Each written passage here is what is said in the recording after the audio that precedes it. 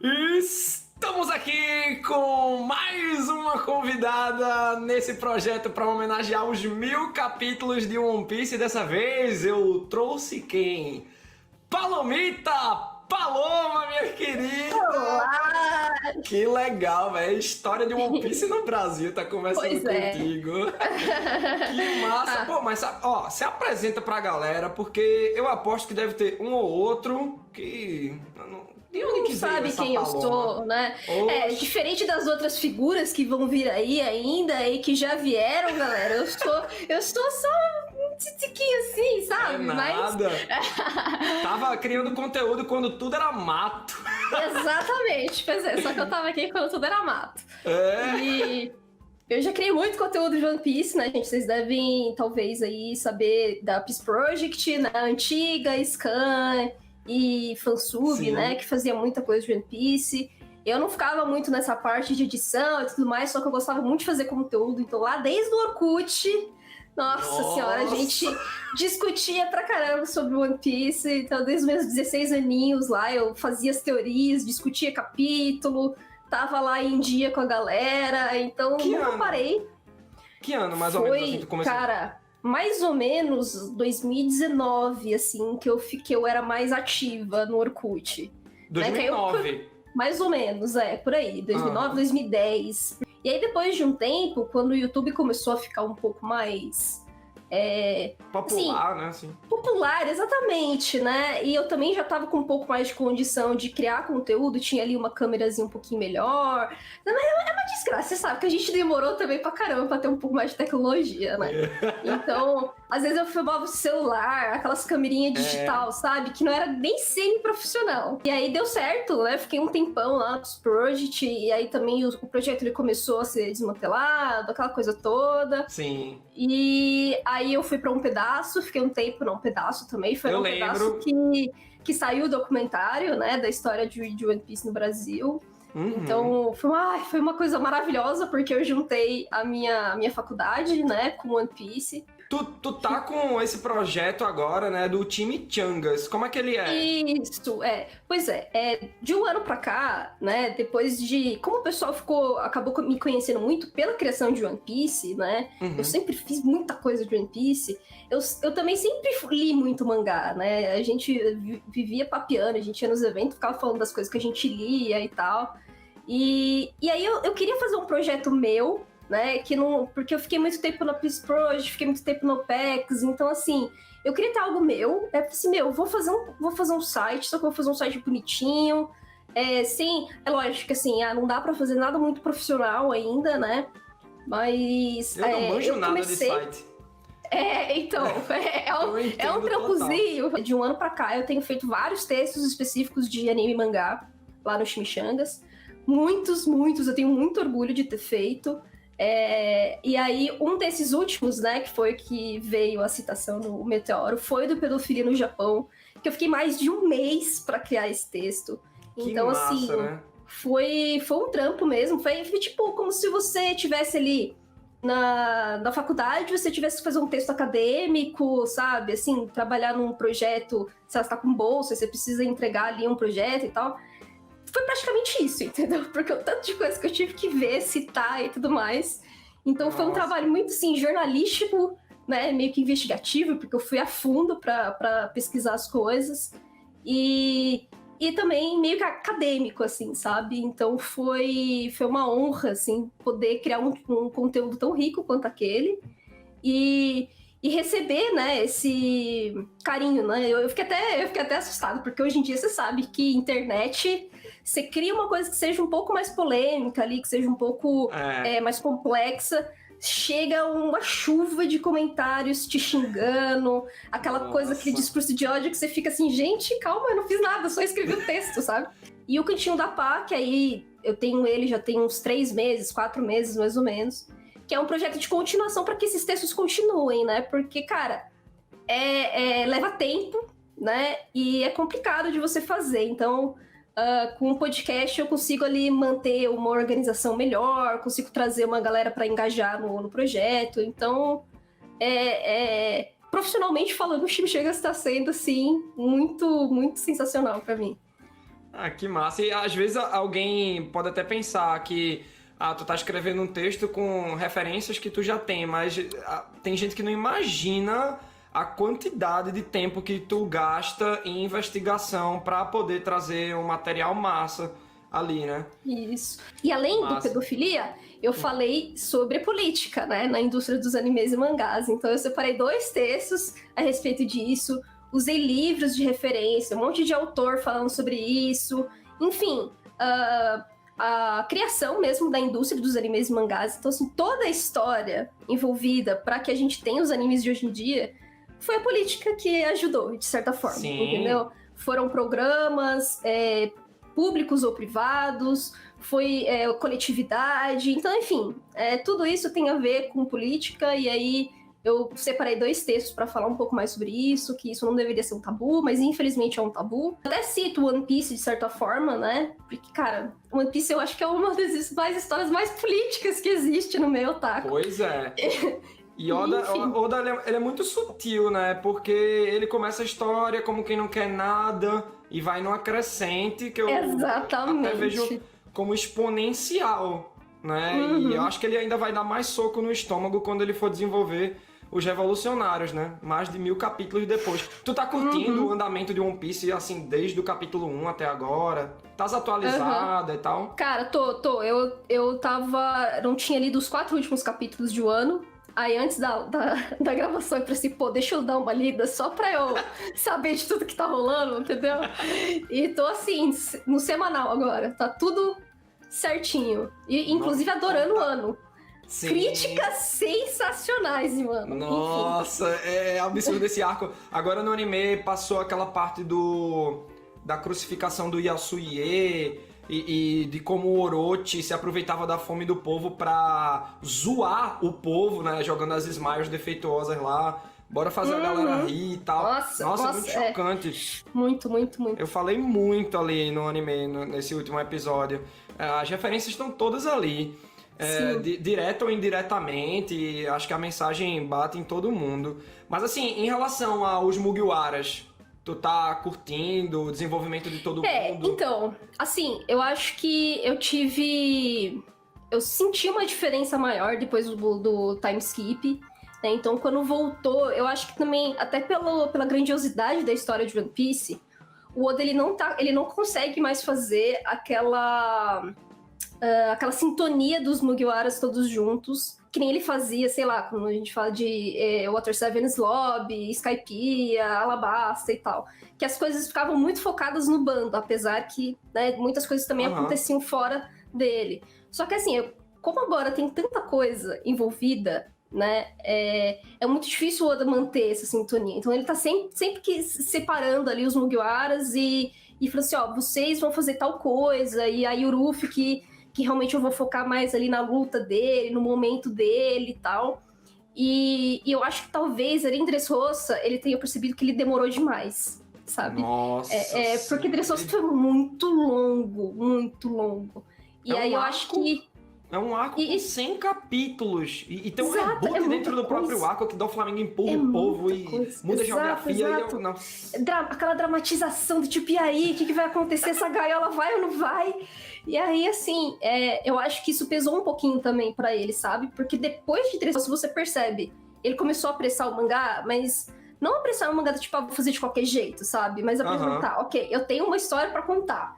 Vamos contar essa história, sabe? Então ele tá muito mais focado, eu diria. Então, assim, os Mugiwaras, eles têm, digamos, as suas funções pra que a história ande, entendeu? Porque se ele, por exemplo, se ele focar numa luta, que nem tem Enies Lobby, que cada Mugiwara tem uma luta ali, um episódiozinho só pra ele fazer o que ele tem que fazer. Eu não sei se ele consegue mais fazer esse tipo de coisa, entendeu? Então, e ainda mais os inimigos, que são muito poderosos. Então, assim, eu não vejo, assim, tipo, por exemplo, o Sanji, ele vai conseguir lutar sozinho com um cara, assim, que é o subordinado do Kaido, que a gente já viu que nem vai o Jack. O Jack destruiu o Zou inteiro, cara. Tipo, sei lá. Eu fico pensando... como ali é uma guerra, né? Que o Oda, ele tá construindo uma guerra. Eu não sei se, tipo... Se seria ideal ele fazer, tipo, uma luta solo do Sanji com algum personagem e ele dedicar 10 capítulos pra isso, entendeu? Então, Eu acho que ele sempre vai fazer que nem a bagunça que ele vem fazendo nas últimas sagas. Começa a luta, aí começa uma zona em algum momento, aí os lugares têm que se juntar pra fazer alguma coisa. Então, tipo, eu acho que mais ou menos as aparições dos Mugiwaras, quando a gente pensa agora em um ano, né, que agora tá começando o pau tá torando agora. Bota em hora, tá ligado? E o pau torando por aí. Total. Então eu acho que vai ser meio assim também, sabe? Sei lá, uns 2, 3 Mugiwaras vão estar ali juntos fazendo alguma coisa, entendeu? Pra bater em algum personagem que é muito forte. E aí depois eles vão se desmembrar e aí vão se juntar com outros personagens pra fazer a mesma coisa, sabe? Eu penso mais ou menos nisso. Desenvolvimento de personalidade, eu acho que o Oda ele consegue manter certas nuances, entendeu? É o que eu falei, ele não tem a mesma quantidade de quadros que ele tinha antes. Então ele não tem como dar toda a atenção possível, sabe? Nossa, e muita gente, né? Isso. E aí ele apresenta mais personagem novo, né? Então... Uma coisa que eu ia te perguntar, que eu sou bem curioso, tipo, eu anotei essa pergunta aqui pra fazer pra todo mundo, e eu tô adorando as respostas. Qual foi o mangá que te iniciou na cultura otaku pra tu tá onde tá hoje, né? Porque é muito incrível como tudo vai influenciando a gente, quando vê a gente trilhou um caminho, mas lá atrás tá um efeito borboleta, né? Eu queria saber qual foi a primeira obra que tu teve contato, assim, se foi em anime, mangá... No meu caso, eu acho que os dois foi meio que foram juntos, assim, sabe? Quando eu era criancinha. Porque, assim, eu tenho um irmão mais velho, que é 7 anos mais velho que eu. Então, assim, quando eu era pequenininha, tinha lá 7, 8 anos de idade, eu era muito influenciada por ele praticamente em tudo, né? Tudo que ele assistia na TV eu tinha que assistir também, porque, enfim, só tinha uma TV em casa. Então, tipo, minha mãe tinha o horário dela, meu pai tinha o horário dele, e eu e meu irmão tinham nossos horários. Então, assim, pra ele ser também o mais velho, tipo, cara, era horário de desenho, então você vai assistir o que eu vou assistir, né? Então, o que ele botava na TV eu assistia. E como ele começou a trabalhar bem mais cedo que eu, ele também já comprava uns mangás, né? Então, assim, o pessoal que é da década de 80 e tal também começou a trabalhar muito cedo. Então, tipo, era aprendiz lá com 15, 16 anos, já tava trabalhando, tava tendo dinheirinho dele. Então, meu irmão, ele já era meio otacão, sabe? Nerdão e tal. Então, ele também comprava os mangá. Aqueles meio tanco, bem fuleiro, que hoje é impossível, isso não existe mais, tá, gente? Mas, antigamente era muito comum a gente ter um volume que era metade do volume original japonês. Então, sei lá, se o volume original japonês tinha 400 páginas, o nosso vinha com 200, né? Então era tudo dividida, uma edição era dividida em duas. Aqui no Brasil tem um que eu acho que continua com meio tanco, que é o Yokai Watch. E claro, umas edições assim que ainda sobrevivem, tipo Berserk meio Berserk, tanco. Isso que eu ia falar, porque a Panini falou assim, tá, mano, eu tô lançando isso aí, não acabou, vou ter que fazer o meio tanco, né? Agora, na nossa época, tipo, tudo era meio tanco, tudo que era lançado era meio tanco, não importa a história. E aí, meu irmão, ele trazia esses mangás pra casa e a gente assistia as coisas na TV. O que eu lembro, assim, com mais nitidamente, eu acho que eu comecei a ver mais anime com Pokémon. Eu era apaixonada por Pokémon. Então, assim, meus aniversários de 8, 9 anos, era tudo Pokémon. Tudo Pokémon. Roupa de Pokémon. Era maravilhoso. E aí eu assistia tanto o anime, que passava na TV aberta, e eu também assistia os filmes. Então, quando teve aquele Pokémon 2000, eu cheguei no cinema assistir aquele É o do Mewtwo? Do Mewtwo, que é maravilhoso. Hoje, se botar hoje, eu assisto assim, que nem... Sabe, é o que a gente vira pedra lá. Que aí o Pikachu começa a chorar. Nossa, eu ficava destruída sempre que eu assistia isso. E no mangá, eu acho que foram meio que 2 ao mesmo tempo, assim, sabe? Foi Cavaleiros do Zodíaco, da Conrad, e Sakura Card Captors na JBC. Então, eram os dois, assim. Que essa época tinha Cavaleiro do Zodíaco, Dragon Ball, Samurai X e Sakura, né? E Sakura, JBC e Conrad, né? Isso, disputando ali. Isso, exatamente. Então, praticamente foi isso, assim. Quando começou o mercado de mangás, meu irmão comprou. E aí eu fui lendo, assim. Ele que me ensinou, na real, né? Porque também eu ia ler tudo errado. Não, mas... pensava que era pra pintar. Eu quase estragava os livros. Nossa, real. Não, e aí, quando ele comprou e me passou pra ler, eu falei assim, olha... É assim mesmo, tá? Tipo, é preto e branco, tá? Não é pra pintar. E aí você lê assim daqui pra cá, entendeu? E se você tiver dúvida, você vai lá no finalzinho que tem um quadrinho aqui que explica. Então, assim, ele praticamente foi minha educação, sabe? Na cultura, assim, a gente lia muita coisa da Turma da Mônica, então, como eu já gostava muito de gibi, acho que foi meio que, tipo, eu via aquilo, é gibi também, né? E aí eu lia tudo. Então, acredito, me corrija se eu estiver errado, que tu conheceu One Piece pelo meio tanco da Conrad também, né? Exatamente. Foi pela edição número 1? Foi pela edição número 1, lá em 2002, eu acho, né? Que saiu aí, da Conrad. Mesmo esquema, né? Teu irmão comprava, tu lia. Isso, exato. Era basicamente isso. Ele trazia as coisas pra casa. Às vezes, quando eu ficava mais animada, porque ele comprava muita coisa. Eu lembro que ele comprava Yu Yu Hakusho, ele comprava Samurai X, comprava até, tipo, Love Hina, coisa de comédia romântica, Video Gurai, tudo isso ele comprava. Precisa, tipo, o que tava na banca ele comprava, sabe? Porque também não tinha tantos títulos quanto hoje, né? Eu acho que eu tinha quase tudo também, assim. Uhum. Mas tu se encantou, assim, por um One Piece de pronto? Ou tu... Cara, é assim, eu gostava muito do início porque eu ria demais, né? Na infância, assim, a gente acha as piadas bestas de One Piece, tipo, engraçado pra caramba, né? Então, eu lembro que, por exemplo, quando o Chuchu come a chave lá na saga do Bug, meu, eu ria tanto com aquelas besteiras. Então, eu já tinha um carinho pro One Piece por conta dessas coisas, sabe? Eu adorava a parte cômica da história. Quando o Zop entrou, então, nossa, eu rachava muito o bico. Muito, muito, eu ria demais. Mas, assim, as outras histórias eu gostava mais. Então, por exemplo, Samurai X eu gostava demais da história. Love Hina eu adorava também porque era besterol, sabe? E então, assim, ele só passou a ser aquela coisa, assim, que eu fiquei assim, caramba, isso aqui não é só comédia, né? Que eu comecei a chorar e tal. Foi na saga da Nami, né? Nossa senhora, com a saga da Nami foi aí que eu abri a porteira do choro e pensei, isso aqui é muito bom, como pode? E aí não parou mais. Do East Blue, né? Aquela saga absurda, pô. E sim. O One Piece, ele realmente ele é bem simples no começo. Oda tem essa característica de ele consegue se dar o tempo necessário para contar a história que ele quer. Véi, isso vem desde o começo. Porque se você pega One Piece, eu acho que é mais difícil de um fã casual curtir, porque justamente as pessoas estão mais acostumadas a coisa já tá acontecendo. Pô, Samurai X tem um ritmo frenético, não um ritmo frenético como um Black Clover hoje tem, mas ainda assim, né? É aquele jeito de contar uma história shonen pra estar sempre no auge, no ápice. E o Oda se contentava em ter um capítulo mais calmo, de conversa, com piada. É legal como o Oda, ele dá leveza mesmo num momento tenso como esse, né? Teve agora um que o Luffy pede pra Shinobu e Momonosuke confiarem em Yamato. A Shinobu...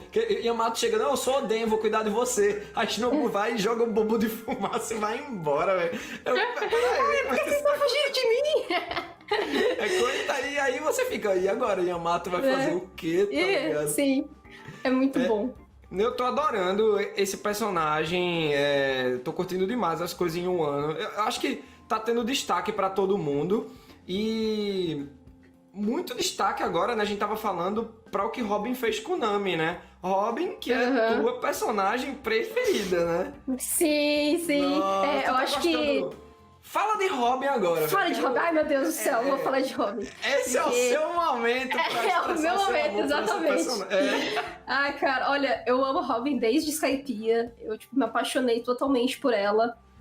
Quando ela lê aquele poneglyph lá de Skypiea. Cara, naquele capítulo eu falei assim, meu Deus, essa personagem é maravilhosa. E desde então, porque foi nessa época, depois de Skypiea, que a Conrad cancelou. Então, eu já tava muito fissurada pela Robin, e eu sabia que o iniciozinho de Water 7 tinha acontecido algo com ela. Eu pensei assim, cara, vai ser a saga da Robin. Isso vai ser a saga da Robin. E eu tava muito insana. E aí foi quando eu fui pro anime, né? Tava muito aí eu falei assim, eu não aguento mais a Conrad. Porque a Conrad não lança mais nada. E aí eu comecei deu muita pausa nessa época, né? Muito. Foi muitos anos. Então, eu tava assim, como que fala, na seca, sabe? Assim, eu queria muito One Piece e não tinha. Aí eu fui pro anime. Porque eu falei assim, cara, como eu já tinha lido tudo de One Piece físico, na minha mão, era muito esquisito ler scan. Então, assim, eu não tinha me acostumado direito. E com o anime era melhor. Aí eu vi tudo no anime. E eu fiquei apaixonada mais ainda, porque a saga de Water 7 é maravilhosa. Então, depois disso, depois de Water 7, eu fiquei, assim, fissurada pela Robin. Qualquer quadrinho, um quadrinho que fosse, que a Robin aparecesse, eu tava tipo, o que ela tá fazendo? O que ela tá falando? Se ela tá pensando em alguma coisa, o que tem aqui? Entendeu? Então, assim, eu virei, assim, uma viciada total por Robin. Então, desde então, todo capítulo que a Robin faz alguma coisa, o meu coração dispara de um jeito que você não tem noção, sabe? É uma coisa surreal, assim, surreal. É a minha personagem favorita. Ela comunica muito, né? Estando mesmo por trás do bando. Tipo, sim, você vê Ruffy, Zoro, Sanji em primeiro plano e ela lendo alguma coisa. E aí, como eu disse, eu comecei a observar a Robin de todas as formas. Então, quando a gente pega de Alabasta até os dias de hoje, eu considero o melhor desenvolvimento de personagem, quando a gente fala de personalidade, de evolução e tudo mais. Cara, a Robin, ela ganha, assim, de todos, assim, disparado, sabe?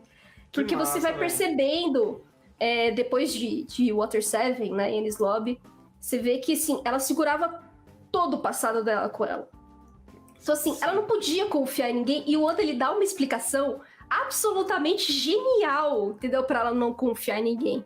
Do tipo, cara, ela sabe, ela conhece uma língua muito antiga que ninguém mais sabe porque a gente matou todo mundo.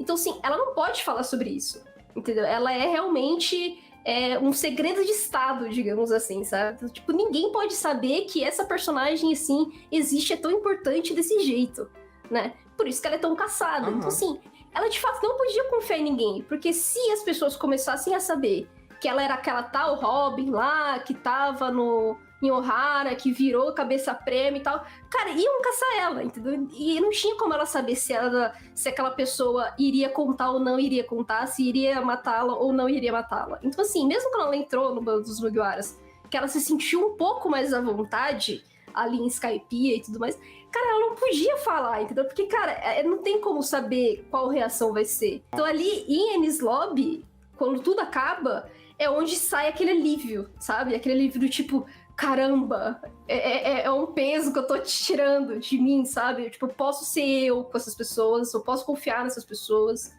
E aí que muda tudo. Você vê que depois de Enies Lobby, ela começa a mostrar carinho por todos os Mugiwaras, ela começa a rir das piadas deles, ela começa a participar das brincadeiras, ela começa a se preocupar com as outras coisas. Então, porra, quem diria que uma Robin lá de Skypiea iria se preocupar com a Rebeca lá em Dressrosa, sabe? Ela fez toda aquela jornada em Dressrosa pra proteger a Rebeca, porque... E o Oda mostra isso nos pensamentos da Robin, sabe? A Robin fala assim, putz, a Rebeca caiu lá nas flores, não sei onde, nos jardins e tudo mais. O diamante tá lá. Ela tá em perigo. Então eu vou até lá, sabe? Tipo, cara, é tudo muito pensado, sabe? Ela mudou um pouco, completamente. Não completamente, mas tipo, tudo aquilo que ela segurou por tantos anos, que ela não podia, sabe, ser.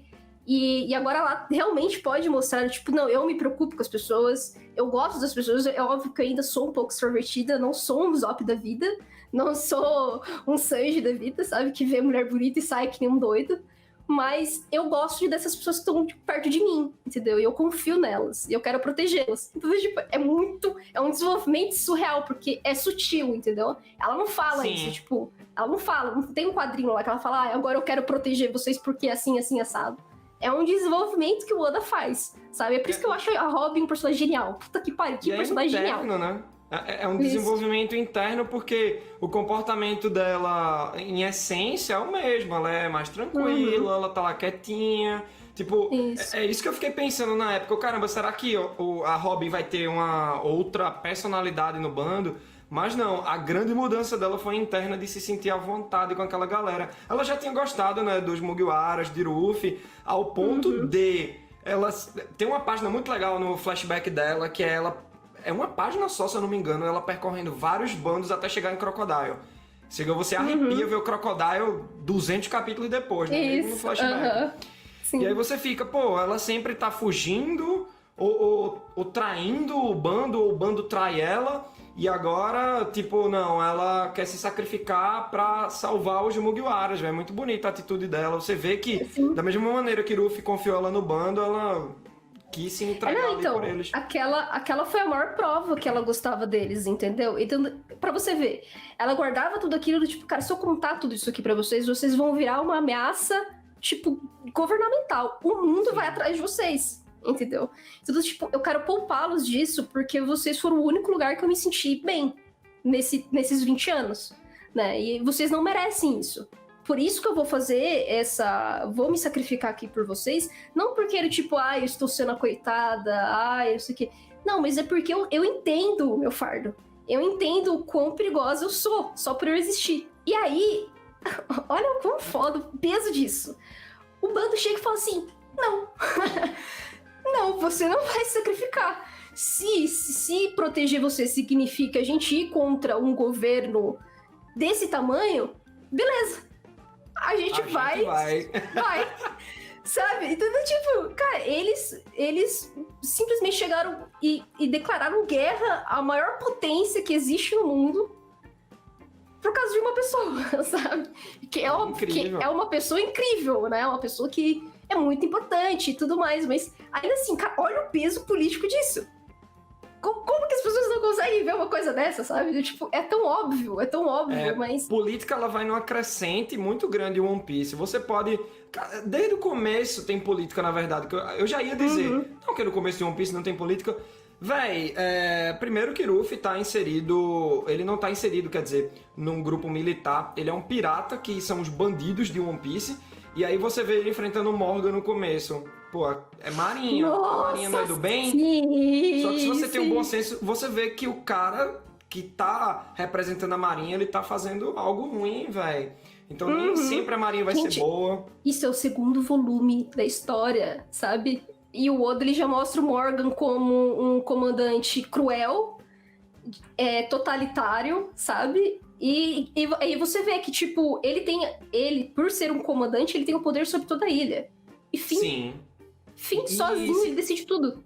Segundo volume, no meio tanco, porque é o primeiro volume. É verdade. No primeiro arco, Romance Down, velho. Aparece já essa coisa. Então é mais sutil. E aí ele vai numa crescente. Quando ele vai fazendo a construção de mundo de One Piece, você tá vendo como o negócio tá evoluindo politicamente e tal. De tipo. Tem toda essa questão da história foi apagada. Do Flamengo fala muito em relativizar o passado, se você tem poder. A Kurozumi Higurashi, né? Acho que é a mãe do Orochi. Ela, agora em um ano, ela fala mais ou menos a mesma coisa. Do tipo, quem tem poder é quem pode reeditar, né, a história. É muito perigoso, é muito louco isso, velho. Sim. E eu acho que com os revolucionários, Oda vai dar um socão de Tenryubito em todo mundo que ainda não consegue conectar, ver, né? as coisas, né? Exatamente, velho. Acho que vai ser um baita soco no estômago, né? O Dragon é um personagem muito misterioso, velho. Mas, tipo, a gente falando de Robin, os grandes momentos de catarse dela, né? Flashback, Eu Quero Viver e tal... Estão todos em Water 7 e Enies Lobby. É essa a tua saga preferida, então? Seria essa? Óbvio, assim, não tem como. Assim, como olha, não? eu gosto... Como não? Por exemplo, eu tô gostando muito de Wano. Eu acho o Wano uma saga, assim, que tem tudo pra ser uma das melhores coisas de One Piece, sabe? Eu gosto muito de Whole Cake também. Eu acho que toda a vibe de Whole Cake é muito legal. As referências de Alice no País das Maravilhas, a questão do Sanji, que você vê toda uma questão muito mais sentimental. Que eu acho que isso é muito lindo de você ver em One Piece. Demais. Porque até então a gente tinha visto flashbacks que mexiam com os personagens, mas mexiam com os personagens quando eles eram crianças. Né? A gente só teve lá, óbvio, com o Ruffy, quando ele perdeu o irmão. Mas só que assim, o fato do Oda mostrar sentimento num personagem como o Sanji, sabe?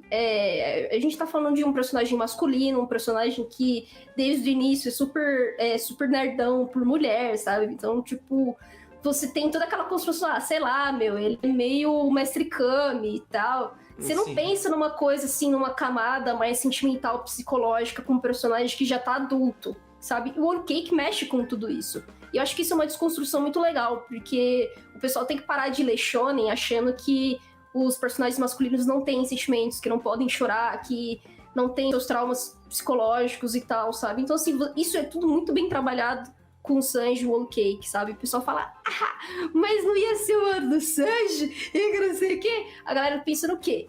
Ele vai ter uma luta épica, né? Ele vai ter uma luta... Mas, cara, não, o ano do Sanji quer dizer, tudo foi dedicado a ele. Então, assim, toda a evolução psicológica, de ele entender o passado dele, de ele aceitar aquele passado, de ele conseguir encarar, sabe, aquele passado. Então, tipo, mano... Então, assim, cara, tudo aquilo, não tem como não ser o ano do Sanji, sabe? Tipo, tudo que tá ali em Whole Cake foi moldado por conta do Sanji, né? E as próprias decisões do Sanji. Então, do tipo, ele tá ali meio cético e tudo mais, dele ter demorado pra ser ok, Ruffy, você me ajuda e não sei o quê. Cara, tudo aquilo, a gente não tinha tido uma redenção desse tipo até então. A gente só tinha tido com as mulheres femininas. Então, é muito mais natural a gente ver esse elo mais frágil e dramático quando a gente fala de uma personagem mulher, né? Então, a gente teve isso muito forte com a Nami, muito forte com a Robin, e que foram também sagas absurdamente boas, sabe? Só que a gente ter esse tipo de coisa com um personagem masculino, que é o Sanji, a gente não tá falando do Zop, que ele é realmente mais humano, que ele se aproxima um pouco mais da gente, tá falando de um trio monstro, sabe? A gente tá falando de um cara que mete chute na cara da galera e é um dos mais fortes do bando, sabe? E se você vê a luta dele, assim, vamos lá, a galera desconsidera o ano do Sanji porque ele apanhou, né? Tem uns argumentos que são assim, mas, véi, em questão do shonen de cozinheiro, que é o papel dele no bando, ele replicou aquele bolo, que é um negócio assim, enquanto cozinheiro ele foi incrível, ele foi um pivô, né? Se foi um arco que a grande temática era família, e beleza, você pode pegar a família da Big Mom pra falar sobre família, mas também você pega os Vinsmoke, porque tava justamente, né, o que é família? É o que o Sanji tem no navio, é o que ele teve com o Zeff, pai é quem cria e não o Judge, né? E além de tudo, se você for pelo aspecto de porrada, uma das melhores lutas de One Piece é Ruffy contra Sanji, velho. Que você pensa que é unilateral, mas o próprio Ruffy diz que quem levou mais dano ali foi o próprio Sanji. Que cada vez que ele batia no Ruffy, ele tava levando o dobro de dano no sentimento, pô. É muito pesado aquilo, é muito bonito. Muito. Então, assim, a gente tem essas sagas que são muito boas, cara. Quando a gente olha pra Water 7 e Enies Lobby, cara, é uma saga que ela é muito completa, saca? Tipo, não tem como. É uma saga muito completa. Então, assim, a gente... e o peso, né? O peso que ela tem pra história de One Piece. Então, assim, se ninguém conhecia o Ruffy até ali, foi com Enies Lobby que todo mundo começou a passar a conhecer, entendeu? Então, tipo, ele que queimou a bandeira do governo mundial, velho. E foi ali que todo mundo falou assim, putz, esse bando aí é meio doido, né? Meio problemático. Que atitude, assim, viu? Então, assim, quando a gente olha pro macro, o Water 7 Enies Lobby é muito importante. Quando a gente olha pro micro, que a gente vai falar do Mary, a gente vai falar coisas mais voltadas ao bando em si, também é muito importante, sabe? Então, tipo, eu acho que o Oda, ele deve olhar, assim, pra toda a coleção de One Piece, assim, e olhar pra Water 7 e falar assim, nossa, hein? O meu 100% ou mais, 200% aqui foi com isso, porque não tem absolutamente nada de errado, não tem nenhum buraco, não tem nada que você olha pra aquela saga e fala, cara, isso aí não tá legal, não. Tipo, não existe, sabe? É muito bom. São duas ilhas, né? O Water 7 e Enies Lobby, mas é uma saga só. Você pega pelo antagonista, por tudo que tá acontecendo. Ela começa no volume 34, acaba no 45. Ela foi maior que Dressrosa até. Tem a Robin como pivô. A Robin volta pro bando, tem um flashback dela, flashback do Frank. O Frank entra no bando, que é meio inesperado até, mas você vai entendendo a ideia no meio do arco. Recompensa pra todo mundo. Morte do Mary, navio novo. As lutas 1 contra 1. Nossa, velho. As lutas são épicas pra caramba. As lutas, elas são muito memoráveis, sabe? Tipo, todas memoráveis. 2 capítulos pra cada luta. Claro, tem um começo ali, né? Um início, um desenvolvimento. Até o Sanji, você pensa que ele vai lutar contra a Califa, não e tal, ele luta contra o Até esses Jabba. alívios cômicos são bons, cara, porque, tipo, que nem vai o Sanji, ele não é muito forçado quando a gente olha pra Ilha dos Tritões, que, tipo, a Ilha dos Tritões é ele esguichando sangue do nariz por todo o capítulo, né? Aí você fala, pô, né? Não precisava exagerar tanto. E aí você vê Enies Lobby, que quando ele vai tentar lutar com a Califa, ele tem o mesmo problema, entendeu? Do tipo, eu não consigo. Eu não consigo. Não e ele vira um alívio cômico muito bom, entendeu? E muito natural, né? Então, assim, até mesmo essas coisinhas, assim, mais de detalhe, são muito bem construídas, sabe? Por exemplo, o plano que o Frank faz com a Nami pra jogar o Monster Point do Chopper na água. Você fala, cara, sei lá, aquilo só foi um capítulo, foi uma coisa super pequena no meio da saga, só que o negócio foi pensado, sabe? Foi muito bem pensado e, tipo, te convence, sabe? Te convence. Convence porque é ação e reação, é causa e consequência. Tipo, caramba, Chopper virou monstro, ele derrotou Komadori, mas a gente precisa se livrar desse monstro. E aí é um momento de tipo, Frank e Nami, e é uma interação interessante. E aí eles resolvem o problema e tem um monte de outras coisas acontecendo ali na Torre da Justiça, e não só na Torre da Justiça, porque a Frank Family tá lá fora lutando também, é Booster Call chegando, é muita coisa, e o Oda consegue... Ele, pra mim, o Oda, se ele tivesse um fruto, é o Doflamingo da coisa, velho. Porque ele tem a Ito no Mi pra mover as peças direitinho ali. Ele é o mestre titereiro dos personagens dele, velho. É incrível, incrível, incrível. Isso. Tipo, eu acho, então, que deve ter sido através da Robin, e talvez até em Enies Lobby, que tu deve ter extraído a mensagem mais bonita da obra pra tu, né? Porque tem muitas mensagens bonitas, eu queria saber... A mensagem que mais te impactou, que assim, pô, One Piece enquanto agente de transformação de indivíduos, tem a ver com Robin ou é alguma outra coisa?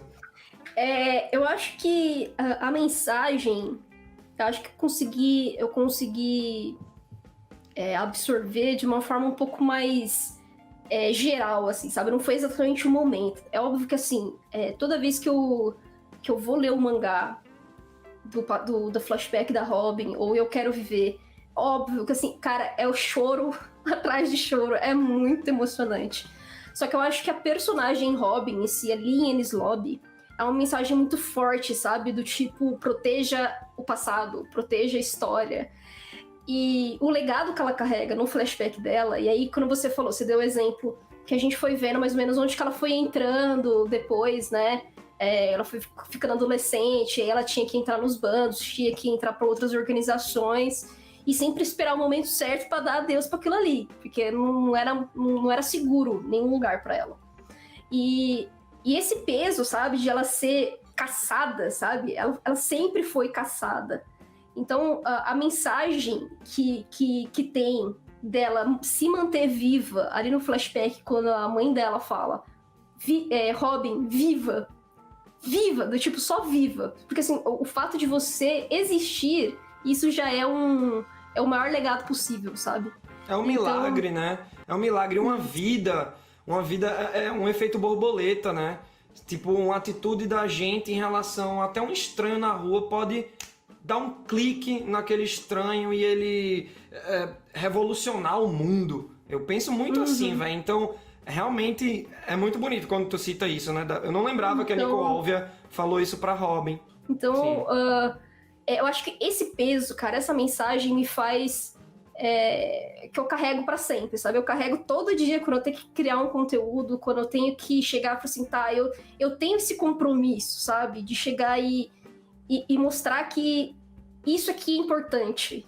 Isso aqui vale, entendeu? Isso tem um peso. A gente não pode fazer qualquer coisa, entregar qualquer coisa e falar qualquer coisa achando que não tem consequência nenhuma, sabe? Então, esse tipo de coisa eu carrego muito pra mim. Ah, que lindo, velho. Pô, é muito interessante quando você fica sabendo das mensagens que transformam as pessoas que leem One Piece, porque por mais que seja o mesmo momento, tem um fator muito específico, diferente, que afetou cada um. É muito bonito. Eu nem lembrava dessa frase da Nico Alvia, viva Robin. E ela fala, né? Eu quero viver. Então, é muito bom. E assim, me fez me aceitar também, sabe? Do tipo. Porque assim, eu sempre fui um pouquinho reclusa, digamos assim. Então, na sala de aula lá, eu era super a nerdona que lia os mangá, levava mangá pra ler nas aulas. Então, assim, eu era considerada meio que esquisitinha, né? E ao mesmo tempo, assim, as pessoas me davam bola porque eu era muito boa em esporte. Então, tipo, esporte, a Paloma tá aqui do meu lado. Que legal! Agora, fora isso, eu era tipo... nerdzinha esquisita que fica cantando umas músicas em japonês aí, meio estranho. Então, assim, eu nunca tive um espaço exato, assim, sabe, na minha adolescência. E a Robin me ajudou muito a saber do tipo, cara, olha, tudo bem, você não fez mal a ninguém, você gosta muito dessas coisas, carrega isso, saca? Você vai encontrar pessoas que vai gostar das mesmas coisas que você e você vai se sentir confortável com isso. Então... É que a vida vai afunilando, né? Do tipo... Você vai sabendo muito bem o que você quer, o que você não quer, o que você gosta, o que você não gosta. E por conta disso, você vai encontrando as pessoas que se adaptam a você, velho. Isso. E é massa. Eu adoro quando eu tenho a oportunidade de conversar com um fã da Robin. Pra mim, tu é a maior fã da Nico Robin que tem. Eu sempre lembro de tu quando ela tem um destaque. Porque ela é mais quietinha, né? Então eu vejo muita gente, ela é meio sem graça. Ela tem total graça sendo quietinha, estando do jeito dela, sendo sutil, poucas palavras. Eu gosto muito dela. Uma coisa que eu queria saber de tu agora era qual é a tua expectativa para o live action de One Piece? Isso é outra coisa que eu fico bastante curioso pra saber a opinião, assim, de quem curte One Piece. Porque tem muita gente que tá otimista, mas tem uma outra galera que, isso vai dar ruim, vai ser o Dragon Ball Evolution. Eu acho que depois de Dragon Ball Evolution, as produtoras e tudo mais, eu acho que elas aprenderam um pouquinho, sabe? Isso não quer dizer que as outras produções foram maravilhosas, incríveis e papapá. Mas eu acho que algumas coisas...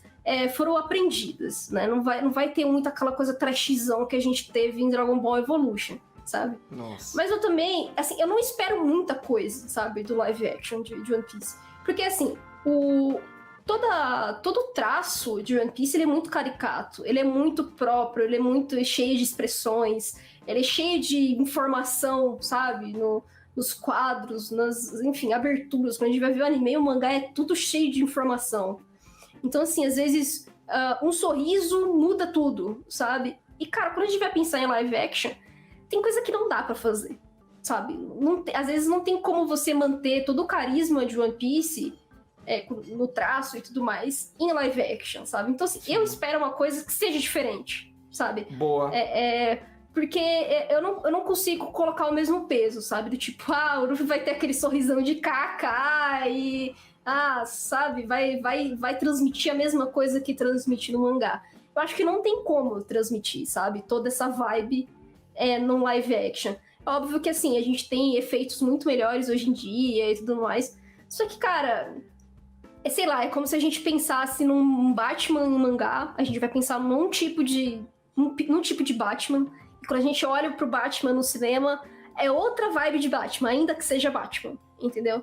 Então eu espero uma coisa meio que assim pra One Piece, sabe? Os personagens eles vão ser mais serenos, a gente não vai ter tanta essa doidice do Oda, sabe? De fazer personagem esquisito, sabe? Então, assim, vai ser uma coisa um pouco mais puxada pro realístico, ainda que não seja zoado, entendeu? Porque também se for manter muita coisa que o Oda fez, eu acho que pode ficar muito Dragon Ball Evolution, entende? Então tem que mudar um pouco essa vibe. Porque senão não vai ornar, não vai dar certo. Não vai. Uma coisa que eu já acho legal é que o One Piece ele tem uma grande expressão de visual em mangá, é cabelo. E os cabelos de One Piece são muito pé no chão. O Luffy tem um cabelo preto normal. Zoro tem um cabelo verde. Beleza, mas pô, é um corte normal. O que eu tô querendo falar de corte. Sim. Isso já ajuda muito. Pô, Goku, tipo, é isso que já tava difícil de visualizar em Dragon Ball Evolution, porque Goku tem aquele corte. É que nem a orelha do Mickey Mouse. Em qualquer ângulo, o cabelo de Goku tá a mesma coisa, é praticamente aquilo. E é muito marcante. Aí você, quando passa isso pro personagem, parece que ele colocou gel ali, ficou um negócio bizarro. Isso. Então, assim, é o que eu falei, a gente tem hoje muitas outras tecnologias pra fazer maquiagem e tudo mais, beleza. Só que não é a mesma vibe de One Piece, entendeu? Sei lá, a gente tem maquiagens maravilhosas quando a gente olha pro Guilherme Del Toro, sabe? Então, porra, você vai ver lá aquele do Fauno, como é que é o nome? Labirinto do Fauno? Labirinto do Fauno. Pô, você vê a maquiagem daquilo, é incrível, entendeu? É absurdo. Mas assim, é óbvio que dá pra fazer uma coisa um pouco mais feliz do que o Labirinto do Fauno. Dá, mas só que você não vai causar a mesma impressão, entendeu? É diferente. Então eu acho que vai ter muita piada, porque One Piece, a essência de One Piece é ser besteira também, personagem idiota fazendo idiotice. Mas eu acho que essa pegada do traço, das lutas, eu acho que vai ser um pouco mais pé no chão, entendeu? Uma coisa não exatamente épica, porque também acho que não orna, mas uma coisa talvez um pouco mais parecida com o filme Z, sabe? Que eu acho que o filme Z, sim, ele não é tanto aquela coisa tipo colorido pra todo lado, que nem Strong World e tal. Então acho que eu acho que pode ser aí uma pegada mais próxima do que eles vão pegar, sabe? Fico preocupado em relação realmente à expectativa do fandom de mangá de maneira geral, de One Piece, porque tem gente que reclama da adaptação, por exemplo, de The God of High School, que, pô, tomou uns caminhos diferentes. Sei lá, essa personagem, a Yumira, ela vence no anime, mas na webcomic ela perde. Então o anime tá fazendo umas escolhas diferentes, sabe? Interessa, tipo The Walking Dead, que é uma coisa na série e uma coisa no quadrinho. The God of High School não é tão separadão assim, mas tem umas coisas diferentes. Então, tipo, é pra esse diferente que eu já tô preparando o público, do tipo, véi, cuidado com a expectativa, não vai ser aquilo que você espera. Paloma, também quero saber qual a Akuma no Mi que tu gostaria de ter se tu pertencesse ao mundo de One Piece. A gente falou muito da Robin, seria... Sim, não, porque assim, eu sou apaixonada pela Robin, mas eu não queria ser a Robin. No entanto que assim, a personagem que eu mais me identifico no One Piece é a Koala, né? Porque a Koala, ela é uma gayzinha pela Robin. Então, faz todo sentido, né? Então, mas por muito tempo, assim, na minha adolescência, eu vou parecer um pouco a Mo-chan agora, porque eu criei também uma personagem própria no mundo de One Piece, porque é o que eu falei, cara, na minha adolescência era One Piece, sabe? Tipo, cara, One Piece é minha vida. E então, assim, muitas coisas eu me baseava em One Piece, sabe? Tipo, eu quero fazer tal coisa. Se eu tivesse no mundo de One Piece, o que eu faria, sabe? Então, a partir desses pensamentos, eu criei minha personagem própria. Ela é uma personagem feminina, que ela tem poderes de luta marcial antiga, tipo um karatê tritão, só que de humanos. Então, assim, pouquíssimas pessoas sabem, porque também é uma coisa meio só dos antigos, assim, uma coisa meio... como posso dizer? Aquela coisa meio japonesa mesmo, sabe? De tipo, 200 anos atrás, tal técnica, tal mestre tinha... Tipo uma coisa de dojo, né? Isso, uma coisa meio dojo. Um estilo próprio de luta marcial, que ela foi ensinada pelo mestre dela. Eu nem tive tantos nomes assim, não vou botar o nome pra ela, vai ser Paloma, tá? É a Paloma do mundo de One Piece. E aí ela foi treinada na ilha do Morgan, com esse mestre, e o Morgan matou o mestre dela, porque o mestre dela também já tava... O Mão de Machado, exatamente. Nossa. Então, assim, eu fiz toda uma ligação, tipo, não, essa personagem vai conhecer o Luffy aqui e tudo mais. Mas, assim, apesar das questões do Morgan e tudo mais, eu só conheceria o Luffy lá com o Smoker. Então, assim, eu ficaria sabendo, porque eu trabalhava também na Marinha, entendeu? Depois de muito... Enfim, tenho todo um passado, enfim. Mas essa personagem lutaria essa luta marcial, né? Você leu Tenjo-Tenji? Você já leu? Eu já ouvi falar. Então, é uma técnica muito parecida. No Tenjo-Tenji, eu vou fazer uma explicação bem merda aqui, tá? Quem gosta de Tenjo-Tenji, me desculpem se eu estiver explicando errado. Mas eles têm um golpe que eles usam com as mãos limpas, que quando você consegue bater em tal ponto do corpo, esse golpe tem um impacto, né? Então, do tipo, beleza, às vezes é só uma palmada, só que nessa palmada você consegue um impacto que mexe internamente, né? Então, do tipo, a pessoa, ela, às vezes, não é uma coisa tipo Goku e Vegeta, sabe? Que todo mundo sai voando, não sei o quê. Aham. É um golpe mais contido, no entanto, de um impacto incrível, sabe? Assim, fulminante, que acaba com o corpo da pessoa. E vai, tipo, machucando pra caramba, entendeu? Então, o meu poder, ele seria muito parecido com isso, só que não só com as mãos, e com o corpo todo, entendeu? Então, do tipo, o meu treinamento era exatamente pra saber utilizar todos os pontos do meu corpo pra fazer esses tipos de golpes, né? Me lembrou esse princípio que o Ruffy tá aprendendo agora em um ano, né? De destruir de dentro pra fora. E também Hokuto no Ken, que o cara nunca li pega os Hokuto no pontos Ken. vitais, né? No estilo milenar, e quando vê o cara tá lá... Isso, é tipo isso, exatamente isso aí, é tipo isso. Mas sem a Akuma no Mi. Não, calma, aí, além desse poder, eu também era uma bióloga. Então, assim, o meu sonho era conhecer todas as... Não todas, mas o máximo possível de espécies marinhas. Porque o mar de One Piece é super desconhecido. Ninguém conhece os animais que habitam ali. A gente só sabe que é selvagem. Tá, e aí? Mas quais são esses animais, né? A gente sabe muito pouco sobre isso. Então, como biólogo, meu sonho era ir ao mar e tudo mais. Só que depois de tudo que aconteceu com o Morgan, e aí o Smoker salvou minha pele pra eu não morrer, ele me ofereceu uma Akuma no Mi da Pantera Negra, ou do Jaguar, como você preferir. Que E massa! aí, assim, eu ficaria na dúvida, na dúvida por um tempo, porque, enfim, só que mesmo eu dominando aquela técnica milenária, não sei o que, eu não consegui salvar meu mestre, então talvez com uma Akuma no Mi do tipo Zoan eu ficaria mais maromba, e aí eu conseguiria lutar mais de igual para igual. Aí eu comeria a Akuma no Mi do Jaguar, aí eu ficaria meio um Rob Gucci, só que toda pretona e tal. Que massa! E eu adorei, porque parece um personagem de RPG, uma ficha já completa. Aham. D&D. Pois é, isso desde os 17 anos aqui, ó, pensando. Nossa! Tá, tu falou que tá atualizada, né? Leu 990. Tô atualizada. Uhum. Então, é muito interessante quando eu pergunto qual a tua expectativa pro capítulo 1000, porque, tipo, a gente vai chamar aqui o Léo Kitsune, por exemplo, no Collab Futura, né? Nesse quadro, nesse projeto. E eu sei que ele não tá atualizado, então as perguntas, elas estão variando. Tem gente, por exemplo, a Mozinha, ela leu até os 600. Então a visão dela já é uma coisa mais distante. Nossa, muito diferente. Tu que tá perto do 1000, o que é que tu acha que vai acontecer nesse capítulo? Cara, ai meu Deus do céu. Todo capítulo que tem 100, né, que tem o 00, o Oda ele prepara alguma coisa épica, assim. É muito difícil de imaginar algo tão épico, porque o ano já tá épico e assim, ele já tá incrível há muitos capítulos, né? Só que eu imagino que possa ter alguma coisa a ver com o Road Poneglyph, com o Poneglyph vermelho.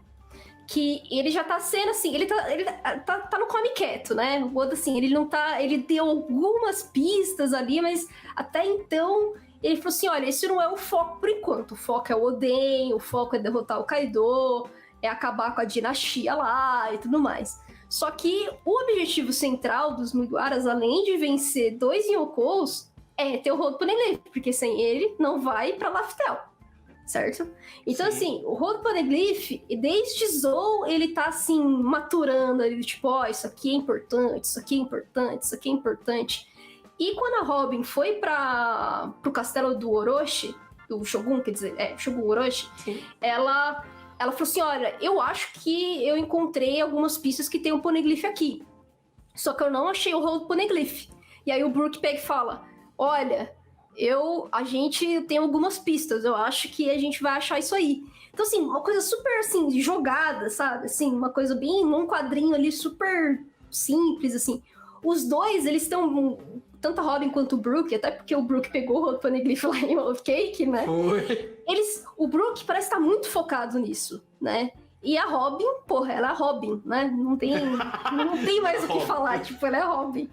Então, eu acho que a gente pode ter uma preparação bem, assim, uma coisa... Ó, a gente achou esse Road Poneglyph em tal lugar aqui em um ano. Aí o lugar é meio, tipo, que nem Alabasta, assim, sabe? Que ninguém sabia que existia. uma coisa que conta um monte de coisa, vai contar talvez o passado de Wano, quem eram os caras que construíram os poneglyphs, que isso também morreu com Oden, praticamente, né? Tudo bem que o Momonosuke manteve esse conhecimento, só que assim, ele não manteve com toda a maturidade que deveria, né? Que ele é só uma criança. Então, assim, muita coisa foi perdida. Então, talvez, no Rolo Poneglyph a gente saiba algumas coisas assim, sobre o século perdido, sobre não só o século em si, mas a civilização antiga, como que eram esses construtores de Wano, enfim. Talvez, assim, eu acho que isso seria épico bastante para um capítulo 1000, assim, sabe? Mas seria mais informativo. Muita gente tá imaginando a chegada de alguém. É interessante porque são 4, né? Precisa de 4, mas caramba, os Mugiwara já estariam com 75%, né?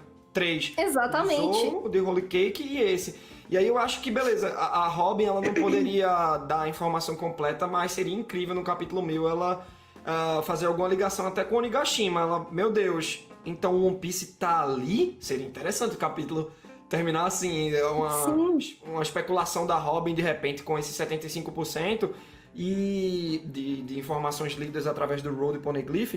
E eu tava lembrando também, que é legal, né? Tu falou uma ideia nova, ninguém me falou que poderia surgir o terceiro Road Poneglyph no 1000. E eu fiquei lembrando do Marco, né? Que ele, quando tá no navio do Nekomamushi indo pra Onigashima, ele fala, o nome da ilha é esse agora? Aí eu fico, meu irmão, será que vai ter alguma coisa da construção de mundo de One Piece relacionada ao Onigashima? E ao One Piece, Raftail, alguma coisa? Ia ser doido Cara, é super possível, porque depois que o Kaido entrou em Wano, eles fecharam todas as portas, então ninguém sabia notícia nenhuma de nada, entendeu? Quando o Oden ainda tava lá, o Kaido não tava comandando muita coisa e tal, quando era o pai do Oden, ainda que as informações não fossem, né, maravilhosas, você tinha uma certa comunicação ali e o pessoal sabia, né? Assim, beleza, existe lá, tem algumas coisas acontecendo, os jornais circulavam, né? Então, depois do Kaido e do Orochi, esses jornais não existem, não existe informação, né? Tá tudo absolutamente fechado. Então, eles construíram muita coisa, né? O Kaido meio que recriou a história, né? De Wano. Então, é muito possível esse tipo de coisa, sabe? E tem muito a ver com a saga, eu acho, sabe? Porque a gente tinha uma visão, talvez, de Wano completamente diferente do que a gente de fato teve com a história, sabe? Então, assim, nem a gente, sabe? Que somos leitores, que estamos vendo de fora, a gente também não sabia, sabe? Então, o Wano foi visto de maneiras muito diferentes por pessoas do mundo inteiro, sabe? E no fim, nenhuma daquelas visões às vezes eram de fato Wano, entendeu? Então, tipo, eu acho que todo esse papo seria incrível, assim, sabe? Não, Oda tá fazendo um negócio absurdo. Eu tava lembrando, né, que a gente tava comentando antes que Dressrosa é um arco infinito, tem 100 capítulos. Tava lembrando agora de estrutura. Você pega a casa dos 800 capítulos, 20 é pra Zou, 80 pro arco da Big Mom, pô. E se você ver 10 é pra Reverie, o ano ainda não tem 100 capítulos, pô. Porque ele começou no 910, 911, tem tipo 80 capítulos até agora. Então, por isso que eu tô falando, tipo, depois de Dressrosa, eu acho que o ano parou, pensou tipo, eu preciso contar a história disso aqui, né? E aí ele só focou nisso, sabe? Eu queria saber, se tu tivesse a oportunidade de fazer uma pergunta pra Oda, qual seria essa pergunta? Meu Deus do céu. Só pode ser uma pergunta. Se teve a oportunidade, não sei. Você conheceu Mayumi Tanaka, dubladora do Ruffy, ela lhe levou pra comer um sushi na casa de Oda. E aí? Ai, meu Deus do céu. Eu perguntaria pra ele, Oda, quando que você vai fazer a Robin ter uma luta solo? Quando que você vai fazer a minha Robin ter uma luta solo? Assim, pode ser 2 capítulos, mas que ela comece e termine a luta, entendeu? Sem ajuda de ninguém. Eu acho que eu faria isso. Seria uma pergunta e também uma exigência. Oda, faça. Exatamente. Pelo amor de Deus, Oda, como que você não fez isso ainda? Eu acho difícil porque ele não tá mais colocando luta pra ninguém solo, né? Só pro Ruffy agora. Geralmente tá rolando uma trocação, mas eu queria ver Robin lutando Pô, Solo, velho. desde Skypiea, cara, olha, desde Skypiea eu Uyama, sonho né? com isso, velho, eu Acho sonho que com foi a isso. única, né? Exato, porque o resto ela só Nossa. ajudou, ou assim que nem vai na Ilha dos Tritões, ela pegou uns randoms ali, não lutou, não pegou ninguém forte. Aí eu fico triste. Eu falo, pô, Oda, ela é tão apelona, sabe? Ela é tão forte, Demais. você sabe que dá pra fazer uma luta legal dela. Né? Aí, às Nossa. vezes eu fico pensando, tudo bem, o ano, a gente já falou aqui, uma puta guerra e tal, é muito difícil você pensar numa luta solo. Mas, sabe, eu fico pensando, pô, e contra o Barba Negra, sabe? Será que não vai dar ali um espaçozinho pra todo mundo ter a luta dele, sabe? Eu fico assim com esse sentimento, essa vontade, sabe? Eu acho que é aí, Paloma, que seu desejo será realizado sem precisar fazer Sem a pergunta precisar. pra lá. Tá vendo? Exatamente. Paloma, Mas- então, ó, muito obrigado por ter aceitado esse convite e estar aqui. Faz muito tempo que a gente não se vê também, porque a gente tá na pandemia. A gente se viu umas 2 vezes na vida, não foi? A gente se viu, eu lembro que a gente teve uma reunião com a Beth Kodama na cultura Foi. lá da Paulista, que foi o Capitão Foi. Onigiri, foi o Diógenes, não foi? Isso, foi super amorzinho. Ai, meu Deus, a gente conversou pra caramba. E Eu cheguei a gente- atrasado, sem internet, meu Deus. Foi mó caótico cheguei. mesmo. E na Anime Friends, né? E no Anime 2019. Friends. Foi Tu tava lá isso. com o Onigiri também, a gente se viu. Exatamente. Eu acho que foi, que a gente se viu mesmo, pessoalmente. Eu acho que foi, só isso mesmo. O resto foi só conversando pelas Foi. interneteiras. Aqui e ali, né? Twitter, né? A gente vai interagindo aqui e Isso. ali, né? Eu fico muito feliz de participar disso aqui. Falar de One Piece é sempre um amor, assim, ai, dá aquele alívio, dá aquela, sabe, determinação. Acho que essa é a palavra, determinação. É. Será que o E- dia de determinação? Então, eu fico muito feliz de participar aqui, de poder falar um pouquinho e opinar, enfim. Acho isso muito legal. E posso fazer só o meu jabazinho final? Óbvio, é isso que eu ia dizer. Como é que a galera vai te seguir? Vai estar tudo na descrição aí também. Uhum. Galera, então, caso vocês queiram aí acompanhar um pouco mais do meu trabalho, eu participo mais no Twitter, tá? Então, se vocês quiserem seguir lá, é @Konichipa, com H no final. E, basicamente, assim, o Twitter é onde eu posto tudo sobre anime e mangá, sobre One Piece e tudo mais. Vocês vão me ver surtando pela Robin várias vezes lá, tá? E se vocês também quiserem conhecer o trabalho do Chimichangas, também só colocar chimichangas.com.br, Chimichanga site no Twitter, Instagram, Facebook e tudo mais. E o Cantinho da Pá também é um projeto do Chimichangas, então tá tudo inserido. Se você seguir os Chimichangas, vocês vão ter lá os episódiozinhos do podcast também, tá? Então acho que é basicamente isso. Ah, maravilha, velho. Então é isso, pessoal. Quem será o próximo convidado? Vamos ver aí, hein? Mas por hoje ficamos por aqui. Obrigado novamente, Paloma. E vamos dar aquele falou aí pra galera. Falou aí, ó. Falou, gente! Tchau!